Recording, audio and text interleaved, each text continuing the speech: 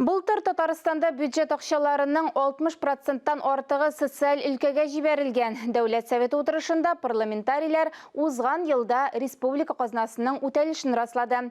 Парламент хәбәрләре белән Алия Галиуллина таныштыра. Сәнәгать предприятиеләренең һәм тулайым икътисадның эше республика казнасын шактый тулыландырырга мөмкинлек бирде. Соңгы елларда табышка салымның күп булуы билгеләп үтелде. Бу безнең компаниялар эшенең нәтиҗәлелеге турында сөйли. Нәтиҗәдә юл төзелешенә, транспортны, мәктәпләрне, балалар бакчаларын һәм поликлиникаларны капиталь ремонтлауга шактый гына өстәмә акча тотылган. Социаль өлкәгә җыелган акчаларның 60%-нан артыгы җибәрелгән. Республика президенты программалары да гамәлдә. Кассовые расходы по консолидированному бюджету Республики Татарстан за 2021 год составили 398,1, по бюджету Республики 343,6 миллиардов рублей. Произведенные расходы были направлены на реализацию задач, поставленных в послании президента Республики Татарстан Государственному совету. Кадрлар үзгәрешләре дә сәнәгать һәм финанслар белән бәйле. Татарстан президенты парламентка Олег Коробченко кандидатурасын вице-премьер, сәнәгать һәм сәүдә министрлыгы башлыгы вазифасына килештерү өчен кертте. Парламентарийлар Рөстәм Миңнехановның тәкъдимен бер тавыштан хуплады. Будем выполнять все ваши наказы, все ваши задания и будем верой служить нашей республике, нашей стране. Спасибо большое за доверие, оказанное мне. Спасибо. Спасибо большое. Парламентарийлар территориаль мәсьәләләрне дә хәл итте. Алар Татарстан һәм Башкортстан һәм Чувашия чикләренең урнашу урнына кагылды. Сүз чик буе линияларын, картографик тасвирламаларны һәм үзенчәлекле анклавларны аныклау турында бара. Профильле министрлык күрше төбәкләрдән килгән коллегалар белән зур эш алып барды. Парламент тарафыннан кабул ителгән килешүләр, җентекле сөйләшүләр һәм килешүләрнең финалы.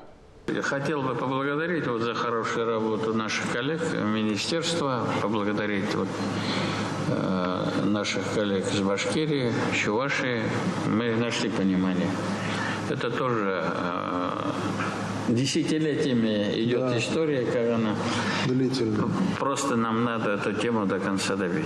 Халык ышанычлылары хисап палатасы хисабын тыңлады. Җирләрнең уңдырышлылыгы, бакчачылык һәм автомобиль юллары турында гамәлдәге республика законнарына төзәтмәләр кертте.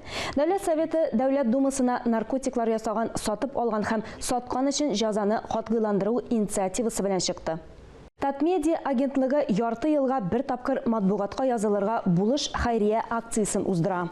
Депутатлар республиканың социаль учреждениялары өчен газета-журналларга языла. Фәрит Мөхәммәтшин баулы картлар һәм инвалидлар интернат йортына берничә басмага язылды. В году в перерыве, видите, как организованно депутаты подписываются на газеты, журналы республиканские и подписывают закрепленные дома престарелых, детские дома, значит, семей, которым нужна эта периодика, но таких возможностей нет.